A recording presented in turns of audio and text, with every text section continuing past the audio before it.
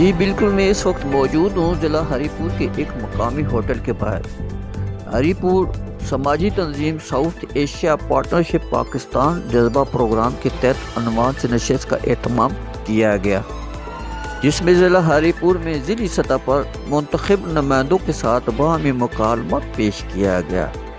ضلعی سطح پر فعال تمام سیاسی جماعتوں کو شرکت کی دعوت دی گئی، جس میں Jamaat Islami, P T I, Pakistan Muslim League Noon, Pakistan People Party اور عوامی نیشنل پارٹی کی ضلعی صدور نے شرکت کی اور اپنی اپنی پارٹی کے منشور پر روشنی ڈالی۔ سیاسی جماعتوں کے ساتھ ساتھ ضلع ہری پور کے سینئر تجربہ کار اور تجزیہ کار سینئر صحافیوں نے بھی شرکت کی۔ ان کے علاوہ سول سوسائٹی کے نمائندوں نے بھی ہری پور نے شرکت کی۔ خواتین کے سیاسی عمل میں شمولیت، درپیش رکاوٹیں اور سیاسی شعور اور تربیت جائز حقوق دلوانے کے لیے حوالے سے زیر بحث بات چیت رہی اور ان کے مسائل کے فوری حل کے لیے اپنی اپنی پارٹیوں میں آواز بلند کرنے کا حلف لیا گیا۔